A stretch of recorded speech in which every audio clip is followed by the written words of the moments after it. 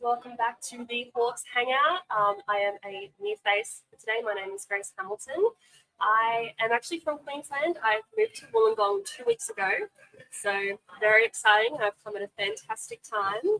Basically, I am a sports reporter, but editorial, so mostly writing, and this is my first time on camera. Very scary.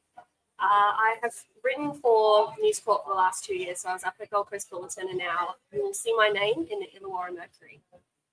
So good. Well, Grace, it's great to have you on board. I feel very honoured to have someone with such great experience in the media. But Sammy, how do you feel now about being the second best looking person on the podcast? What do you feel? What do you feel about that? That's all right. I can deal with it. Well, Grace, how do you feel? How do you feel about being the third best looking on the podcast? Actually, that's okay. I'm fine with that. You see what I did there, guys? Yeah. You see what I did there? I'm the tallest, so That's I win that. big time. Yeah, we feel very, very short. Very, very short at the moment. It's all my body, all my legs. So yeah, well, today we're here at Principal Brewing, one of our new sponsors. Very exciting for us. We're doing the potty live from Principal Brewing. It's a great spot. It's in Ferry Meadow. You can come here, get some beautiful beers. They've also got a wide variety of drinks as well. You can bring family friendly, pet friendly. You can also get some different drinks as well. And we all know that seltzers are super popular now. You can get seltzers. They make their own range called North. You can also get some high fizz or hard fizz cocktails. They make a great lemon, lime, and bitters one. Fantastic. Also do a great feed, an incredible feed. We're going to have a feed straight after this. Can't wait. But that JD signature burger, it's top 5 burger all time for me. I'm telling you, buddy, it's a great burger, but I think we have to change the name because it's giving JD from Tassie Takeover way too much credit. True that. So maybe we might have to change it. I'll get onto them. I'll get onto Meso and see if we can change it. But outstanding wings. Now, they stand alone, their wings. The best wings I've ever had. Grace, I'm telling you, you'll see straight after this. I go to barbecue, but if you like a bit of spice, they're chili ones. They are actually fire. They are fire, literally fire. Maybe next week I'll give a review. Oh, it'd be interesting to see. Turn into a food podcast. Yeah. I know. Everything. I know, but what about our other sponsor, Sammy? And our other sponsor, we gave them a big, massive shout out. It's our mains, Andrew and Nathan over at Enable You2. Now, we talked a little bit about them last week, but a few more of the programs and things that they offer there. They've got a full-built gym there. They do boxing classes. They do basketball tryouts. They do basketball coaching. They do shooting coaching. They do yoga, surfing. They do everything. Anything that you can think of, tennis, you name it, they do it. The boys over there, absolutely, just they're top notch. We spoke about them buying our camera, which unfortunately makes you see us all clearly. But they're just genuine blokes, and as we said before, just doing amazing things for the community and rallying behind the community. It's just beautiful to see. So, just big shout out to them, and yes, big shout out to Principal Brewing for having us today as well. While we're on that, mate, we're going to bring it back. It's terrible day to be a beer, so we're going to crack it. Now, this beer here is a limited edition beer that they've brought out especially for the big Super Bowl tomorrow. It's called Laces Out Magnum. So they had a Laces Out last year, but they've gone a Magnum version, so it's a little bit higher in alcohol. So drink responsibly. All right, but we're going to have a little sip, see how we go. It's very drinkable. You cannot tell that that's 6.5. So these will be on sale tomorrow at their big Super Bowl party. So get down here if you want to watch the big game between the Chiefs and the Eagles. Come down to Principal, watch the Super Bowl, have a few little bevies, get yourself a burger. You'll have a great day. It'll be an amazing atmosphere here with lots of people on board and enjoy the game. All right, so we've got a little bit of a giveaway. Super exciting. All right, this is our first giveaway of our podcast. So Principal has been kind enough to give us a little gift pack. We've got a little tote bag. We've got a cap. We've got stubby holders. We've got a mixed 6-pack that we're going to be giving out as well. But we need you guys to do some things to try to win this. All right, so to do this, we want you to follow Hawks Hangout on Instagram. You also need to follow Enable You2. You also need to follow Principal. Then on the comment on our Hawks Hangout little post. You need to make sure you give us a score prediction for the Hawks' very first playoff game, which is going to be coming up in a couple of weeks' time. We don't know who they're going to be playing yet, so you're going to get plenty of time to put those predictions in. We want lots of people getting involved in this competition. All right, good luck to everyone. What are your predictions? Ooh, I like that. You go first. You go first. Sammy, what's your prediction? I. Well, who do you think it's going to be? For starters. I have a good feeling that it will hopefully be the Phoenix. I cannot see Sydney winning against Adelaide. And I think with how Josh King has turned Southeast Melbourne around, we'll get into it a bit later on, but he's just been named as a finalist for Coach of the Year. He's not winning anything there. He's not winning it. We all know he's winning that. Yeah, we all know. But I agree with Sammy. I think that we will play Southeast Melbourne in our semi-final. I think that Sydney, we'll talk a little bit more about that predictions later, but I think it'll be Southeast Melbourne who we're playing. Score prediction, both teams, high-octane offenses. I think it'll be quite high scoring. So I'm going to go score prediction, Hawks 115, Southeast Melbourne 110. That's my really prediction. That's mine. I think that's going to be a high-scoring game. What have you got? Me? Yeah. Oh, gosh. Look, like no chip talk, I don't really want to predict who we're going to verse. Very good, Grace. I know who I don't want to verse, so it's not me versing them, but you know. Yeah, I don't know. I'd say hard, probably not 115, 110. Okay. I'm going to guess maybe more about that 100 to 105 winning margin. Yep. Fortunately. Yep. But I don't think it's going to be any further than 5-10 point win. So still close. I'm very much on the same page. I've got them 108 to 102. Okay. I think it's going to be very, very high octane from both sides. It's again one of those bogey teams that we've come up against and not been able to quite manage to get a hold of. But I think the boys, with Trey Kell hopefully being back, Darius Stays fit, ready, the Thunder, we should be good. We should be good, and it'll be a big game, especially at home. It's going to be sold out. We'll be there. You already know the drill. And it's going to be huge. We'll be buzzing. We'll be buzzing. Yes. Speaking of huge glory. Yes. Now, our first game that we're looking into this week, Hawks versus New Zealand. Now, normally I would typically throw it over to you. We'll get into it. But I want to hear Grace's thoughts first. I want to hear how it was probably the first game you probably watched while you were in Wollongong. Yes, I believe it was. So, from home. I didn't get to travel, unfortunately. No one's paying for that. Not yet. The podcast might explode, Grace, so you might be getting flights everywhere. We'll pay for courtside. Yes. Yeah, I mean, gosh, it feels like so long ago now, but it was, from memory, it wasn't a very high scoring game at all. It brought down that kind of high octane vibe going on. It was actually only one of 11 games this season we scored under 100. Wow. So because we're still averaging over 100, which is, I think the stats were the first time since the 2008-2009 season when New Zealand and Melbourne did that. No one's averaged over 100 for a season. So for New Zealand to keep us under that 100 mark was pretty exceptional from the Breakers side. Unfortunately for them, though, we did sweep. So, at the end of the day, it was a win. They're one of 4 teams that we swept this season. So I don't think you can take too much from that.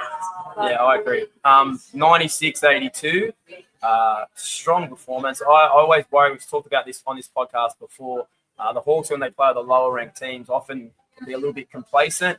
I was super impressed with their focus and their determination to really get the job done in this game. You saw at the end of the game how much it meant to them to know that they secured that top spot the first time in history.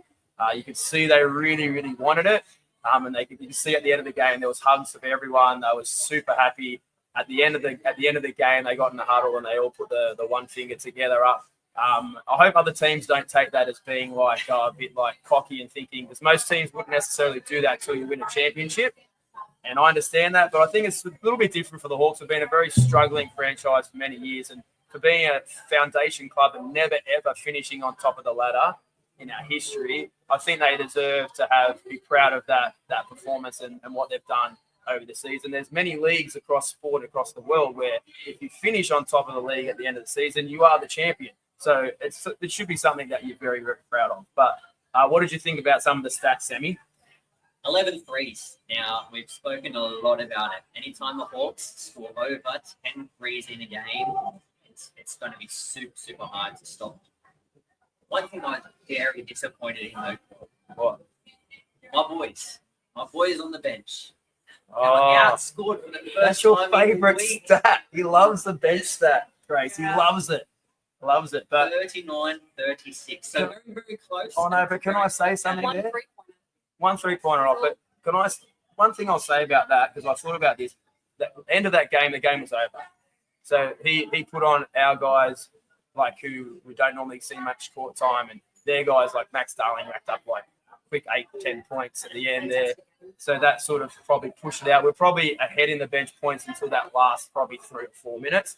But I know you love that stat. It's killing you. It's killing me. But the thing is, we only had one import that game. And I know that in the end, they only played with one because Mooney had a big sook and got pulled by the coach. It was a massive tantrum. And you know what? I respect the coach because he stood and said, no one's bigger than the team. And I'm a big believer in that across all sports. Because if you set a standard, and doesn't matter who does the wrong thing, you've got to show that the whole team, no one's any better than anyone else. And that's what he did. And the guy didn't come back for the rest of the game. And I have to respect, he gave some young kids a go. The next star, Lopez, he did really well. He had a nice little game for himself. But who are our stat leaders, Grace? Who was the guy who like dominated for us? I think we can all expect this, but Harvey, popped off once again. Killed it. His stats against New Zealand coming in, he had 20.3 was his average facing New Zealand, which for him is his best performance, his best opponent, and again put up another 29. So we expected it coming in, and he didn't just point. So yeah, he really stepped up in that game. When considering he was only our only import playing, 29 points was huge. He could have actually had some more. He probably missed his last few shots and racking up those 8 assists. We've spoken about before. I love it when Harvey becomes a facilitator and can get other people involved. He just goes to that next level. Hickey. Yeah. How good was he? What was his stats? He was on fire. He had 10 points, 4 rebounds, 9 assists, or best way around. 9 assists. Like, all across the board. So it's, again, just going from strength to strength on court, 6-man of the year. Yeah, we'll get to our little predictions later, but I do like that little sneaky ball. He's been spectacular this season across the board, filling stat sheets. He's just been amazing. And I know you love him, Sammy. Toddy Blanchfield, the golden boy. He has just been on a little bit of a tear of late.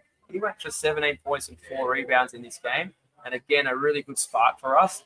He was huge and just helped like Harvey with that scoring load, which we needed.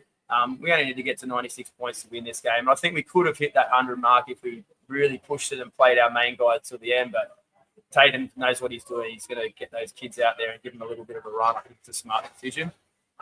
But in the end, we won this game, and it wrapped up that top spot for the first time in history. Super happy. Then we could go into that Friday night game at the WEC, our last game of the regular season against our arch rivals, the Sydney Queens. And we absolutely swept them out of the building. Let's have a little chat about this. Sammy, what did you think? Before we get into that, there's one crucial stat line that we forgot about that New Zealand game. Okay, what's that? It's our free throws. Now, I want to get Grace's opinion on it because we've talked so much about our free throws and getting better and all the rest of it. But 17 from 19. We went 14 from 14 before I think it was Frawling or Peatling. We had missed one. And then we were 17 from 19 from the 9. So in the whole game, there was only 2 free throws missed across both teams. Incredible free throw shooting. But Grace, what do you think? This free throw shooting, the importance of we've been like banging on about it the last couple of podcasts. Yeah. What do you reckon? I mean, I wouldn't call myself the best expert in the league with stats like this. And coming from a netball background where, 95% accuracy is the benchmark. So Yes, for I me, agree. yeah, it's actually been a bit of a culture shock looking at shooting stats for me and being like, oh, yeah, 40% is fantastic. But no, absolutely. I feel like that game kind of highlighted for everyone, playing on the bench, in the crowd, at home, free throws, getting those quite literally 1%ers just ticking along makes a huge difference, not just for the scoreline, but I mean, you think about it on court when you've got momentum or you don't have momentum, it only takes one, it only takes two and a Hungry Jack's cheeseburger to throw things out of whack. So the last one's been fortnight with free throws kind of upping. It's been quite important in my opinion. I agree, Grace, and I've said this like many times. I think free throws, especially, I hate it when we go to the line and miss two in a row. I think it's a killer, and it's like you said, a momentum killer. Especially if we miss two, the other team goes down and hits a three. It's like a 5-point turnaround. It can happen quickly, and it can just then set a momentum shift in a game. So I was super pleased. I'm glad you brought that up, Sammy, because it's been killing us the last couple of games. But 17 of 19, I'll take that for the rest of the season, Hawks. So keep bringing those free throw stats. But let's move on to this game against the Kings or the Queens or the Princesses. So, there was a couple of them out there. I think Mr. Adams is a little bit of a princess. Or He is a little stir. I know, and he's little croc hunter. All right, we need to teach Marnie to bring the block of the croc hunter so he can't poke you in the eye. So he he was a very he was very angry. I think the Kings are on the verge of imploding, and I think this game between them and Adelaide, I think it's the battle of the two teams who can implode at any time. They are, if everything's going well, they're smiles and seem to be loving each other. But if something small goes wrong, they can turn on each other very, very quickly. And I think both Sydney and Adelaide have that, and it was shown in this game as well. But I thought it was a dominant performance from the Hawks, especially in that first half. That was spectacular. I think they led at halftime 50-39. But then it led to a bit of a scrappy third quarter from the Hawks, where both teams, I have to say, I felt like there was no score for about 2 minutes. Both teams couldn't find the bucket. We were missing, but Sydney couldn't like make us pay. But then that led to a super dominant start to the fourth, and then we could celebrate and party. And our man Freddie Mercury, we called for him early in the season. Did you see this, Grace? I did. I also saw someone's Instagram of you getting right into it. That is my Grace. That's my favorite thing. Me and my son absolutely love it when Freddie comes on. He hasn't been there for like 2 seasons, and I made the most of every single second of it. I just think it gets the crowd involved. It was huge, and it just rubbed salt into the Kings' wound. So it was spectacular. What do you guys think? Well, I just want to say I got my very important person stat sheet. The official stat sheet. I hope I'm not supposed to do that. No. But no, I think I want to throw this out to you guys really quickly off the bat. You talk about that fourth quarter start. Coming into this game, Sydney had won 11 out of 12 of their past games after trailing at three-quarter time. Wow. So they were trailing 65-61, and they very well could have done that to us once again. So I think I just wanted to point it out how great that fourth quarter was. Yeah, that was a great call because Sydney have been very, very strong in their fourth quarters this season. And even in that Christmas Day game, we were dominating them, and then they made it super close. I was so nervous. They had that shot on the buzzer to send it to overtime but missed. But they have been very strong in their fourth. But and I was very concerned. We're only up by 4 going into that last quarter, but we just got off to a great start and just eased the worries, got it quickly out to a double-digit lead and just ran away with it. And it was a really great way to wrap up an incredible regular season for our Hawkies at home in a packed where we've been packing that out. Probably the most sold-out crowds we've had in the season for a very long time. Clean sweep, Sydney, 6th straight win against Sydney. It was a great team performance, down 2 imports. And there was contributions across the roster. Sammy, what were some of those stats that you would like to talk about, bud? Oh, look, big shout out to him. Dad and I looked at each other before the game and we said, the one person who we have not seen a big game from, our man, HJ. Now, he had an absolute game 3. He had 15 and 6. He was absolutely everywhere. He was crashing the boards. He was passing out. He was shooting threes left, right, and centre. Unfortunately, no Squid Game 4 this week. There was no 4-point play for him. But he was just 3 pointers though. 4 Does that 3-pointers. count? That counts. Does that count? We'll There take we that go. instead. Our man Harvey with 15, 4, and 3. Absolutely everywhere again. Now, Hickey, it was close. He absolutely fiddled with it. He flirted with it, buddy. He flirted with it. 12, 8, and 8. Could have been the first triple-double since LaMelo. Could have. He could have. Peyton Oh, Armstrong. so close. I know. Armstrong. I'm talking about for the Hawks. First one for the Hawks, but Armstrong. We'll talk more about Armstrong later. I'm a massive Armstrong fan. Huge. What about Froling, our man? Limp Biscuit. Keep Froling. I reckon someone's watching these because we've had Oh, mate, that song's been Limp pumping. Bizkit and it's been pumping. We've had Freddie now. I know. Just give us the traction. theme song. Just give us one the more. theme song. Just give us the theme song. Just theme That's all song. we ask you. I'd love. Hey. Don't tempt me, Grace. I do fancy myself as a singer. But Our man, Sam the Man, best name around. I just have to put it out there. But 12 and 11. huge. Massive monster double-double. Like normal. And a big shout-out to our other sensor, the big Lockie O, 12 and 5. Dude's a big fan of the principal, so he might be down here later. So you might see him for a sneaky little burger, but no drinks because you've got some big games coming to block. But yeah, we had 5 players in double figures, which is huge. I always love when we get multiple players in double figures, and 2 players with 8. So it could have easily been 7 players in double figures, which is huge. And 9 players with double figure minutes played. I love it when we spread it around. Tatum's really good at doing that. Shows our depth. We love our depth. It's probably our biggest strength. And we had everyone who was on the court had a positive plus minus, with our man Lee, Squid Game 3, leading the plus minus with a positive 20. That is huge. So when he's on the court, we're better, 20 points better off. So that was huge from Lee.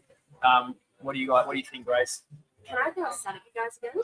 Give me a Go stat. for it. This is Yeah. what we need, guys. We just This is what we need stat need. Yeah, thrown. perfect. I mean, okay, so going into the round, this game, Sydney's bench averaged about 36 points. Now, that's a pretty substantial figure. Not as good as our Hawks, but it's pretty good. Whereas this game, though, we kept them to 29 bench points. So not only did we absolutely demolish it 44 to 29, we kept them well above the average. Do you think that was kind of... I think that was I think it was huge because the Kings obviously a little bit undermanned without Cooksey there, and they were down someone else as well. The big Sook, and then the big, what's his name? He's got the greatest name ever. Big unit guy. He's got the hair. He had it in plaits on Friday. Yeah, Le Pepe. What a name. Great name. So he was out. So they were missing a little bit of their front line, but they would have had to go towards their bench a little bit more. So to hold them to only 29 was huge.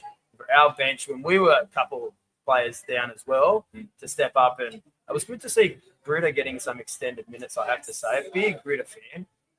He's an amazing player. Beautiful three. But just love the way he attacks the game. He just leaves everything on the court. He's just huge. Energy huge. man. He is the energy man. So absolutely love him. But let's move on. Now, we've been talking a little bit about it throughout the episode, but now I'm going to do our little play-in predictions. So the Hawks won't have another game for about 20 or so days. It's 21 days. 21. Yeah, 21. Oof, so, Keeping in mind, some players might be with their fever breaks. okay, well, yeah, Keep well, fit, that's hopefully. good, but that concerns me a little bit too, Grace. We spoke a little bit this before Yeah. the podcast. I would have thought that they would have picked the Australian team from the teams who didn't make the playoffs, but we're hearing whispers that there may be some Hawks players involved. So if that's the case, I should please touch wood. If you were a player, Yeah. put it in the other way. If you were a player and you could travel down to Melbourne in this off period, you've got a fairly long time, I suppose Yep. if you call it. Would you go, or would you give up your spot? Because I know a lot of players did that the first qualifying time round. You know what? I would say you can't knock back playing for your country. I think I think we've got our answer. I think it's true. It's just I'm being very selfish Yeah. because I'm a Hawks fan and a long-suffering Hawks fan. And I feel like if anything could go wrong for us, it will go wrong. So I'm thinking in my head, if there's guys playing in our team, playing for Australia, the last thing I want them to do is get hurt. But I would never want to take that away from someone having the opportunity to play for their country. And if any boys do get selected, I obviously wish them the best of luck and hope they do really well, because it can further their career if they do really well for Australia. But it's just, we've talked about the scheduling of this. I'm not a huge fan of it. I think it's sort of stopped the momentum of the whole season. But it's not going to change. We've got to live with it. Some of our players get selected. I hope they do really, really well. Now, our first play-in game. Yes. Perth versus South East Melbourne. In probably not in Hobart Entertainment Centre. In At Challenge Stadium, is Challenge Stadium. It's like a smaller venue. Where are they going to play? Now, Colin Minogue. she commented on the podcast page. Wow. She commented on the basketball pic that you guys are hilarious for this reel that Josh and the boys posted. Did she really? I missed that. Did she really? Are you Commented. joking? Oh, She commented you guys are hilarious and she liked it and all the rest of it. So the official Wow. play is kicking Bryce Cotton and the Pussycats out of their home She's stadium. spinning around. I love it. Spinning around, get out of my way. I should be so Literally. lucky. Yeah. Wow. I'm shocked. I can't believe that. But yeah, it'll be interesting. Play a blame game? Play a blame game. Well, I don't want to blame. First episode, I can't. Oh, It's been lost so early. no, you but, can't. Never. You can't. but honestly. Well, for the stats wise, the Uh-huh. last 4 times these teams have matched up this year. Perth have it 3-1. Mm. Now, I'm going to let you guess that one game that Perth lost. What do you think might have been? This? I've done my research. I reckon Bryce was not playing. Correct. Yeah. Oh, So obviously had that injury start the season. Yeah. No one wants a rib injury. No one wants it to be Bryce Cotton. no, But I do. oh, When they're playing the That's- Hawks, when they're playing the cut Hawks, that. when they're playing the Hawks, I do. Not when they're playing Well, anyone else. yeah, that one game that Perth went down to South East Melbourne. It was Elijah Pepper that stood up. Had the 17 points and then 6 rebounds, 2 assists, 3 steals, a block, and only 1 turnover. So incredible stat line. That's huge. That's, Well, yeah. you know what? Ironically, you said about that Cotton thing and that they only beat them when Cotton wasn't there. This is a stat for you. The Hawks have beaten Perth 5 of the last 6 times. The only time we lost to them was when they didn't have Cotton. This year it was, but it I was in took the States during the game. I didn't even get to watch it.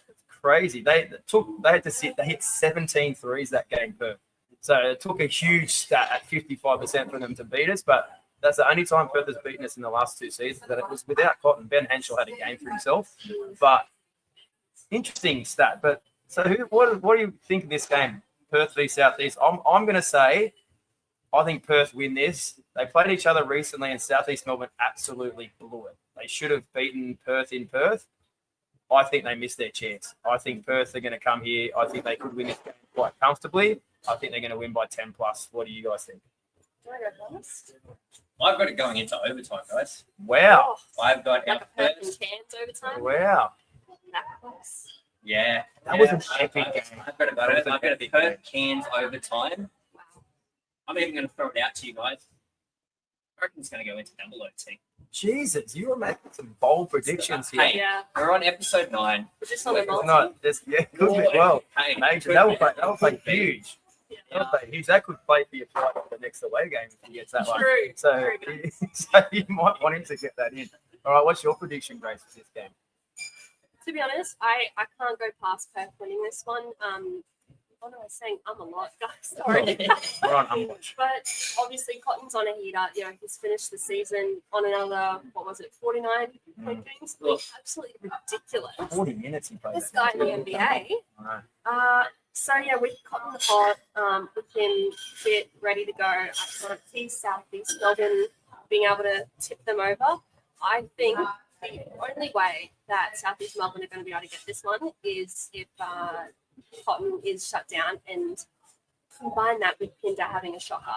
I feel like, I think it's Derek Rucker said this a couple of times, that Cotton's their MVP, Cotton's their best player, but Pinder's their most important one, and I definitely agree with that. That seems to be one on either end, really. Yeah. So, yeah. 3-way. We all got third. So let's go to the next one. Now, this one will be very interesting, I think. All right. So Sydney the Queens taking on the Adelaide 36ers in Sydney. But have you got some stats on this, Grace? Like, what's the season rundown between these two teams? You know me so well.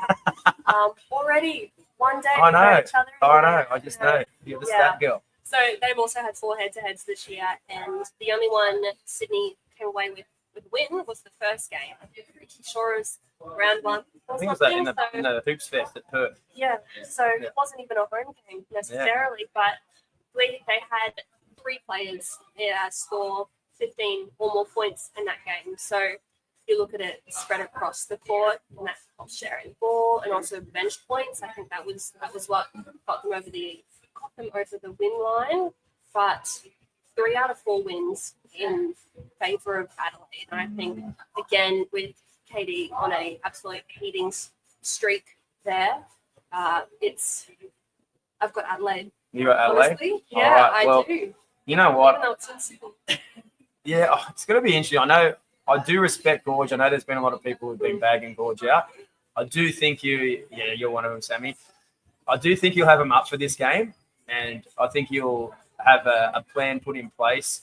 He's going to have to get his troops together. Cooks is going to have to play. I know he didn't play the last game for personal reasons. Not too sure what's going on there. Hopefully everything's okay for him and his family. But they need him to play. And there was a chance for our, what's his name again? You know how to say it. It rolls off the tongue. Leah Pepe. If there was talk about he'd be back for the final. So he will be a big in for them as well, because we all know that Adelaide has that massive front line with Humphreys, Harrell and Martin. They're just huge. If Sydney do not have Cooks, I think they're going to struggle massively. Yeah. So it'll come down to that. But I have to tip Adelaide. I think Adelaide have too many weapons for Sydney. And also, Adams may not play. I don't know. Well, surely. Put on specials. I don't know. I think it was put out in the media. He's taken it. It was on ESPN this morning. He's taken they took the early. Okay. So just for if anyone hasn't seen NBL media, he was offered a 1-game suspension or a $1,550 fine. Now I don't know how much he gets paid, but if I was a professional basketball player, I'm pretty sure $1,500 would be pocket money to me. Or at least I'd hope so. So I agree. I think to me, that's a bit of a farce to say. Like, how can you compare 1 game to $1,500? Like, and he's probably not even paying it himself. I don't know what's good. It'll be someone else paying for that for him. So that's crazy. He's always going to take the fine. He obviously they need him if they want to compete. I still think Adelaide are going to get the job done. I think they've got way too many weapons. I know they do rely heavily on their starters, especially scoring wise. But I think in this game against Sydney, they can definitely get the job done. What do you reckon, Sammy? I'm agreeing with both of you. Unfortunately, there's not much to disagree with there. You know me. You know my hatred towards the GOAT. It's one of those things, guys, where yes, they've got the weapons and everything to do it, but as we've said, KD's on an absolute tear. He's averaging almost a triple-double in most games. All of their starters are double points every single game. Kings just don't have it. I think it's also a headspace thing coming off this game with Illawarra. I mean, obviously, whether puts it in, it puts out. George was pretty silent about that in the presser on Friday. But Adams, his headspace, George himself, his headspace, said some interesting things in the press conference. So just coming into a game like this and often lost in the last game of the regular season, it makes it hard. I agree, but Gorge is very, very, very good at manipulating press conferences and the things that he says. Very, very clever. I would not be surprised if the Kings are on the good side of the foul count in this game. He just said some things in that thing, which I tend to disagree with. I don't think the Hawks won that game because the refs were in their favour, but he was sort of tending towards saying that was the case. We got a few things go our way. I tend to disagree, but he tends to have, he says it in the right way, that he may just get a few calls go their way, and in a game that could potentially be close, that could be the difference maker. But I've still got to go Adelaide. We're clean sweeping Adelaide. We're clean sweeping Adelaide as the winner. We're clean sweep Perth. So that would mean The next game would be Southeast Melbourne versus Adelaide to decide who the Hawks play in a semi-final. So I think we might get a little bit of disagreement here. All right? This is the hard one, guys. I will go first in this one. All right? I think Adelaide, okay, they've had an indifferent season, but when they are on fire, they are very hard to beat. I think that, though, I've looked at the schedule, and the Perth and SEM game is actually first. They play on Tuesday. Then the Sydney Adelaide game's Thursday, and I'm assuming they're going to have to play again on maybe Saturday. So it's going to be quite a short turnaround for the team who wins that elimination game. So it's going to be a disadvantage. That's how it should be, to be honest. The team who finished 5th and 6th, they should have the hardest run. And the teams who finished 3rd and 4th should get some sort of advantage. So SEM's going to get it. If they lose, they're going to get a little bit more time to recover. They're going to be at home as well. And I really like Southeast Melbourne's lineup. They probably match us with depth. They've got a lot of depth in their lineup, and they've got some really strong players. Their imports are doing a really good job this year. Their Australian content's doing great as well. Big fan of our man Glover, Angus Glover. He's a local Illawarra boy. He's having a great season. I just think Southeast Melbourne can get the job done against Adelaide. I really do think that they can do it. And I think they can knock Adelaide off. They get under their skin early, get off to a good start. Adelaide will turn against each other.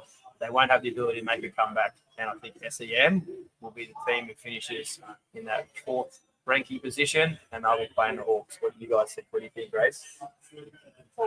Okay, so I'm going to break the streak. I'm actually going to go against this. I like Not it. because I don't fancy Southeast Melbourne's chances. I think they bounce back from a loss if that's what happens against Perth. But kind of look at the matchups, and I think especially in front court, Adelaide might be just a tad stronger, especially if Harold, keeps his cool. It's in the crowd.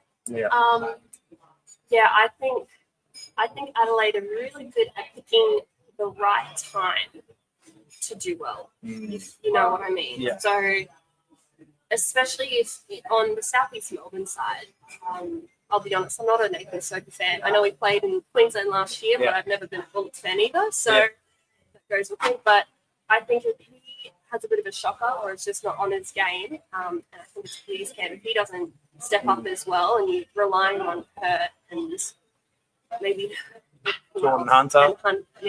He's their own really legitimate centre. Yeah. So I get where you're coming from a there. little bit like this the last couple He of can weeks. be like I that. had him on my super coach, unfortunately, He this week. Can get in foul trouble too. Yeah, so I think if we're looking at matchup wise in a game like this where it's such high stakes, I actually think Adelaide. I'm trusting Adelaide. Can't believe I'm saying that. That's okay. But Sammy, you're the deciding vote. I have a feeling where you might go. I actually can't say anything. Listening to both of your reasons, I'm very on the fence now. Coming into this, you should have gone before me. Coming into this, I was very much on the Southeast Melbourne bandwagon, if you want to call it that. You've made a very good point about Adelaide. They can pick the right time to just play basketball, and I don't know. I have a bad feeling about it coming up against Southeast Melbourne. Part of me wishes that the Hawks would. Who would you prefer the Hawks to play? Oh my gosh, Southeast Melbourne, guys. I can't even lie about that. Okay. I didn't even think about that. I think all three of us can agree with that. No, I'm going to disagree, and I'll tell you in a minute why. But I get the Adelaide call because they may play a little bit more freely too. Really, you look at their record; they finished 13 and 16. Like, it's not an overly impressive record. But if they win this game against Sydney, they're just going to be like, we're playing with free money. While Southeast Melbourne might be feeling the pressure a little bit more because of the fact that there was high expectations when this franchise came into the league that they'd do quite well. It's a heartland. They call themselves a heartland. Produced great basketball players. They were expected to do quite well. This has probably been really their first genuine chance of being a chance to win a championship. So they may feel the pressure a little bit more. But I'll tell you the reason why I wouldn't hate it if we play Adelaide. I think I'm very much on the same page as where you are. It's the one team that we seem to not have found a reason to get behind and to win. I They just didn't do it last year either. I don't think last season. Yeah, they do always, but I feel like the Hawks, the biggest thing this year with the Hawks has been complacency. They will not be complacent if they play Adelaide. They will know, the media will be talking it up. They've lost them 3 times. The media will be talking up Adelaide's chances. I actually think the media will be saying Adelaide's going to beat the Hawks. The media will be mean. Yeah, well, I think that they will. I think they'll have every right to, and that plays into the Hawks' hands. They love being the underdog. All right, you know my cap that I wear sometimes. Everyone loves an underdog. We will get that status back if we play Adelaide. I truly believe. I know it sounds crazy, but they've beaten us 3 times this year. They've talked about, their players have talked about how we've dominated the top team. We can beat them. We're confident that. But the Hawks, I think, will be locked in if they get Adelaide. I think they'll come in, switched on. People will be saying, oh, the Hawks have had a big rest as well. They could be a little bit off. Playing Adelaide's beaten them 3 times. This all, I think, plays into the Hawks' hands. I think that they'll be locked in, switched on. Tatum will be like, look at everyone talking. We're the number 1 team and everyone thinks we're going to be losing. As a professional athlete, that's what you want. You look at the NRL Grand Final last year. Panthers have been the best team for the last five seasons. No. Best team for the last 5 seasons. They weren't even favourites to win that grand final last year. And that's all the motivation Cleary needed to get to his team and say, you know what, how we? And you could tell they came out, they were locked in. Melbourne were no chance in that game. That's probably the best game Penrith have played in 5 years. And you could tell they were just like almost just to show everyone that we are the best. How are people doubting us after we've been so good? I'm hoping the Hawks would have the same sort of attitude if they get Adelaide, because I really do believe a lot of people, experts, will be saying that. Can I be a devil's advocate on Yes. that same point, though? Yes. You talk about us having a break, and it can be an advantage, right? Mm-hmm. The last time we had the big break is when we went and lost to Phoenix, and then we went and lost to Cairns. Yeah, okay. Do you see that happening again, or do you think we've learned our lesson? That, I have to say, the fever break's a big concern. I think it's on their minds. I It'll be on definitely, mine. I'm superstitious. So. I definitely reckon it would be. I think it will be, and I think the first game is going to be huge. So game 1 in Wollongong is huge, because if you come out there and you come out cold and not ready, and all of a sudden you're down, and say you against Adelaide, you could easily be down 20 like we were when we played them over there. But we've shown this season when we're down, we have the ability to come back. But you don't want that happening, because if you lose that first game, then all of a sudden you're going across to their home court, down 1-0, with the chance of being swept out of the competition after being the top-ranked team. So 100% I'm concerned. This break is a big concern for me. And that stat you just said, I didn't realise that from the last fever break. But the thing is, there's going to be a big break for all teams. Even if the teams who play in this play-in, they're going to still have another week off not playing basketball. So it's a huge, huge thing. What do you think, Sammy? I want to agree, but part of me wants to disagree as well. We'll talk about. We're coming up to award predictions anyway, guys. But with Josh King and the way he has Phoenix firing at the moment, I can't see Mike Wells being able to outcoach Josh King at this stage, and especially if they're having to go from Sydney to then go into Melbourne with not much of a break in between. If we're talking about it being a Saturday game after a Thursday, that's not much time to then, if they win, they've got to then go all the way back to then come back, back to Wollongong. It's a long way for them to come back, and I definitely think the Hawks will be primed. They'll be locked in, no matter who we come up against. I hope so. You can't go out the season minor champions and then not make it whatsoever. It's just one of those things. No chip talk. No. Hey, That was awfully close. Very close to chip talk. Let's move on before he says it again. We're going to look at the award winner predictions now. So we're going to go through the major awards. We'll each give you our prediction for each one. So first one, MVP. Now, I think this will be pretty quick. There's been 3 finalists named, Cotton, KD, and Hurt. I think it's the one-horse race. It's got to be Bryce Cotton. He had a crazy amount of 40-point games this year. He's just been spectacular. That's enough for me. Grace, who do you reckon? Very similar. I have Cotton. The only thing I think would impede that is maybe the stint when he was injured, but then you look on the other side and Kendrick has been suspended for the season. So if you're looking at something like that, I still think Cotton has the advantage. And no hate to Matt Hurt. I think in another season he probably could have been MVP. But I just think you can't go past such a historic season for something like Bryce Cotton. Yeah, I agree. Sammy? I'm very much with you both on Cotton. The one thing that I want to know, and you as a media person, Grace, or you as an NRL fan, you look at things like the Brownlow medal, you look at things like the Dally M medal, players that have suspensions throughout the season or they get sent off for whatever reason, you know, get points deducted off them, or they're ineligible for the medal, or they're ineligible for points for however many rounds that they're out. And that's it. You know, we've seen people being shafted the Brownlow medal purely for the fact that they've been the top contender the entire season, but have got suspended in like the last 2 games, and that was it. They threw them out straight away. Same thing with the Dally M medal. People have been suspended, and that's been it. They've been the clear contender the entire year, have come back from suspension and proved why they, should be the winner, but then are ineligible for it. So you've got an opinion about this, and I really want to hear it. I was thinking about this. Actually, I've been thinking about it a lot recently. But when you say, once in the Brownlows, once you're suspended or you have one of those, you're ineligible for the awards. I think it was Teeny, was it? Yeah.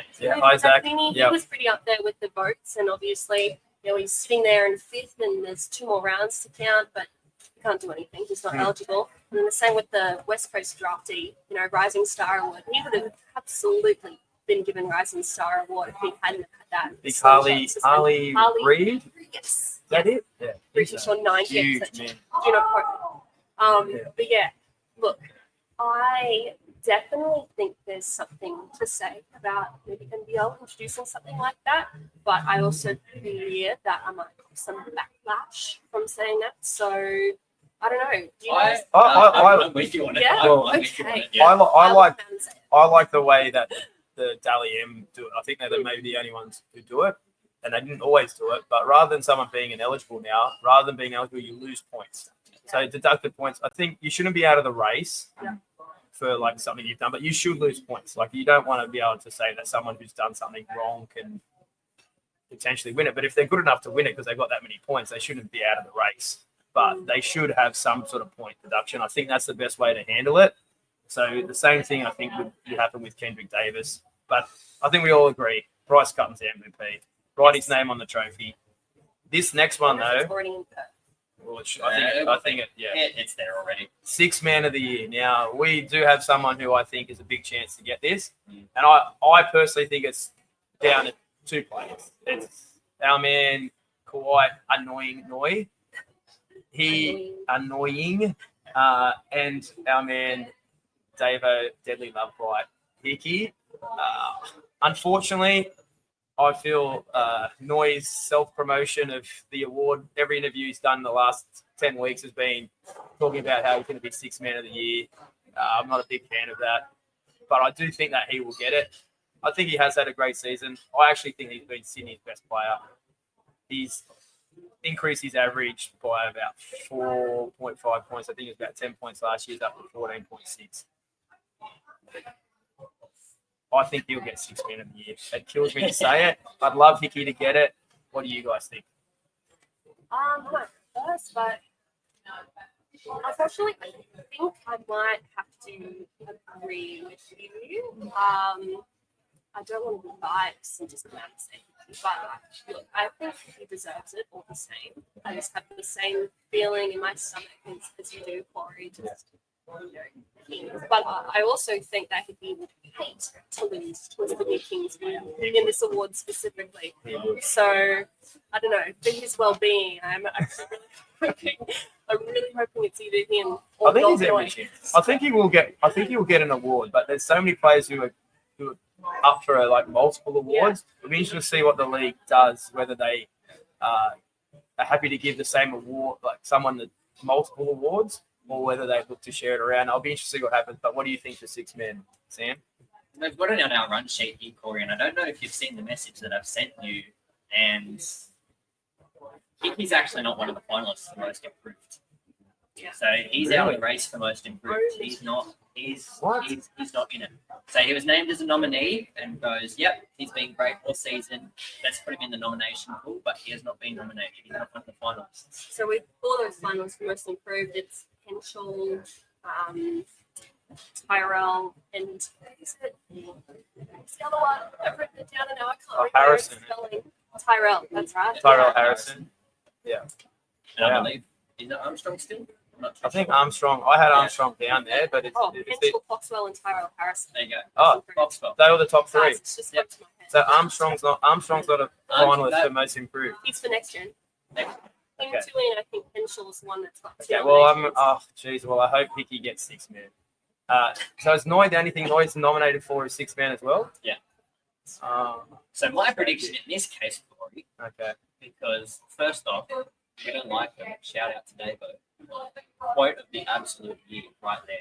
That's why JT brought him in there. Oh. You just go into a press and just drop absolute on from the opposition. I love it. That's the way I roll. So you going Hickey? I'm going Hickey. Okay. There would be nothing worse than him not getting it. But then I'm also on the same page as you guys where if he doesn't get it, is he going to use that as motivation to show the league He's why been spectacular he this should year. have got it? The thing for me that he's improved in every stat category. So his points, rebounds, and assists have grown huge. So I think he averages about around the 8, 5, and 5-ish this season. And last year it was maybe 4, 2, and 2, something like that. So he's been a big growth player for us. That's why I'm shocked he's not in the most improved. But 6-man, that's what you want from your 6-man. A guy comes on and gives a little bit in every category. So he has done that. Unfortunately, though, I do think just based on the self-promotion from Noy, he'll get it. But let's move on to most improved. So those nominees, again, I'm going to have to change my prediction. Henschel, was it? Harrison and... Owen, Foxwell. Phoenix. Okay, Foxwell's no hope. Sorry, Foxwell. I'm sorry. The other two... Can we hear why?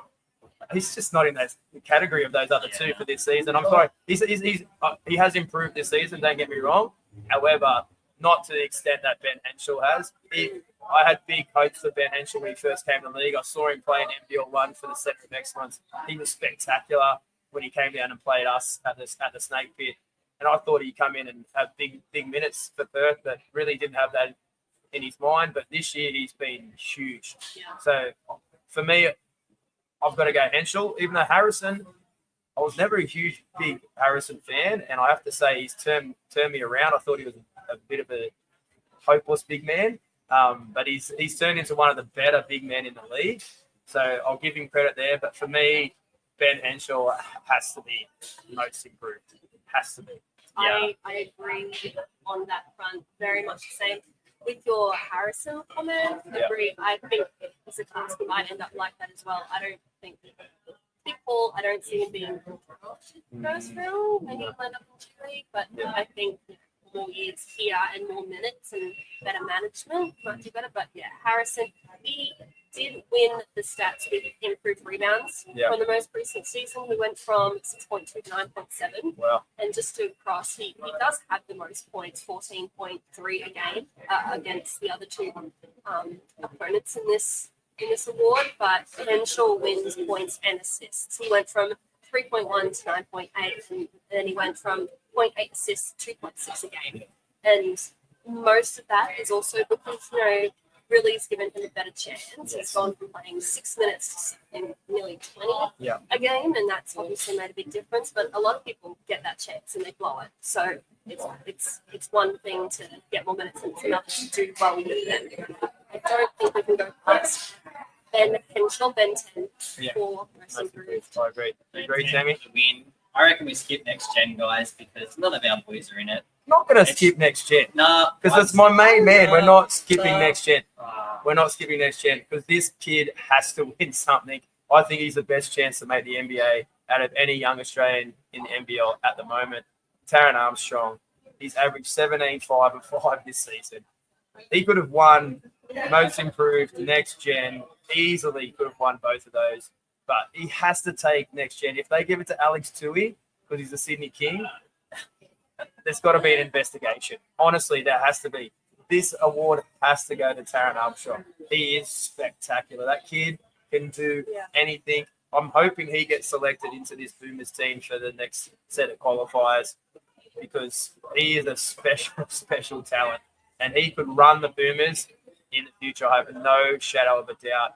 He could allow Giddy not to have to play point guard. He could play a little bit more off the ball. I think he is a great player. I have big raps on him, and we're not skipping next gen.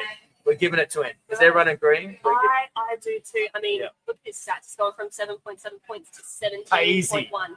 Like nearly a 10-point That's jump crazy. in one season.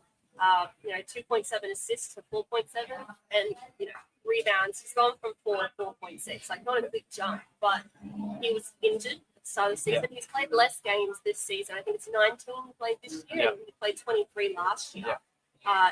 You look at Tui. He has absolutely improved, and again, another season he could have taken this award out. He has played bigger than he is. Because Sydney, I don't know what's going on with Space Camp. As everyone doesn't know what's going on. Tui's had to fill in, stretch a little bit more. But on the same note, Armstrong's had to step up and do a lot more. As I'm pretty sure our only local point guard, local starting import, that is local starting Point guard in the NBL. Okay. It's a big ask for I think he's 21, maybe 22. It's I a agree. huge ask. So I agree. clean sweep. Toughest position Now in we the can league. skip. I'm telling you, he's got to get it. Like Tui's had some spectacular plays. He gets the dunks, but surely what gets Armstrong over the line is that triple double he had late in the season, 28, 10, and 10. Surely history. Let's move on to one that I think we're a chance at as well. Defensive Player of the Year. I think it comes down to two players, Shea Illy, Wani Swaka, the lockdown. He has to be a chance here. I know Shea Illy's probably favourite, but I think Wani has been super strong at locking down the best players in this league on a consistent basis. He's done it to Cotton. He's done it to Chris Goulding, arguably the two hardest players to stop in the league. He's done that on multiple occasions. I'm not going to say he's had some bad games too, but all players have some bad games. I know Shea Illy's a great defender. I'm going Wani. What do you guys think? I have Wani down as my pick. I was on the fence, but I think I let my bias make the decision for me. I also went down the route, though, that he hasn't had any suspensions and he hasn't had any fines either. And I know Illy had that one incident. Caught up in that one incident. I like it. Melbourne and Adelaide, and I know there's no, again, as we spoke about, there's no ruling about it. I just think in the back of mind, it might play a part. Yeah, I agree. Sammy? You've been on mate, you've been on Wani's back a little bit. Screw bias. Wani's got it. Oh, It's a mate, if you're giving it to It's a Wani, lot. he deserves it because you've been all over him this season hard. I have been all over that bloke like he was against the two top players in the league. The stat line that I threw out there last episode, you cannot have someone in nomination for an award that keeps the MVP of the league to 13 points in one singular quarter. They then, for the first time in my life of watching the Hawks, 21 years, have never seen Bryce Cotton the entire 8-9 years that he's been in the league or however long it's been, being put on ice like that. It was great to watch. I agree. He's got to get it. He's got to get it. But our last award, and this is the one that we'll wrap up the show with, because I think this will be a great way to finish. It's an absolute block. Now, if I'm telling you, No stats needed. Coach of the Year has to be our man, Tatum. If he does not get this award, I'm boycotting the playoffs. I'm boycotting the playoffs. I'm telling you, this has to happen. Everyone loves the dude. The media's going to be behind him.